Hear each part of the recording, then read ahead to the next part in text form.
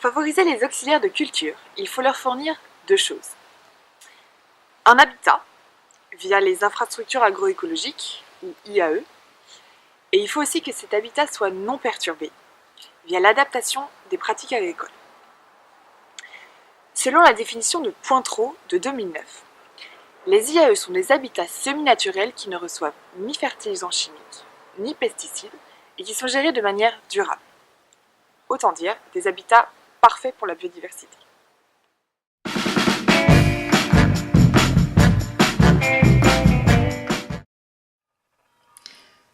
Ce qui se fait le plus en France en termes d'IAE, ce sont les haies, qui peuvent aussi servir à délimiter les parcelles et à lutter contre l'érosion, les bosquets, qui servent à lutter contre l'érosion, et les bandes enherbées, qui sont aussi pièges à nitrates.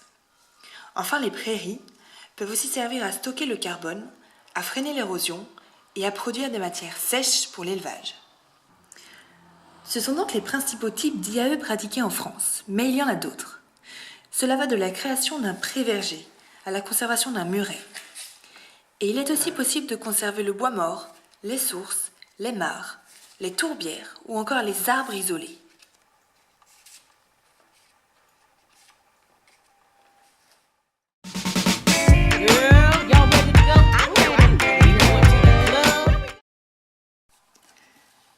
À part les prairies, les IAE sont plutôt des installations se situant en dehors des parcelles.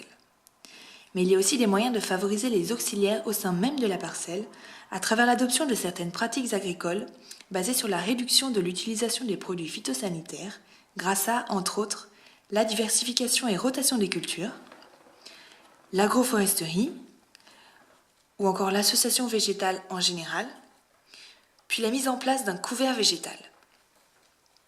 Toutes ces démarches ayant évidemment pour but de ne pas perturber le milieu pour favoriser la biodiversité.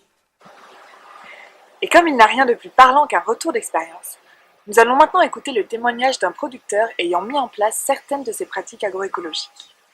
Les démarches de prise en compte de la biodiversité dans les parcelles agricoles ont un fort potentiel. Alors peut-être cela vaut-il le coup d'en parler, de participer, de s'informer, et pourquoi pas d'essayer.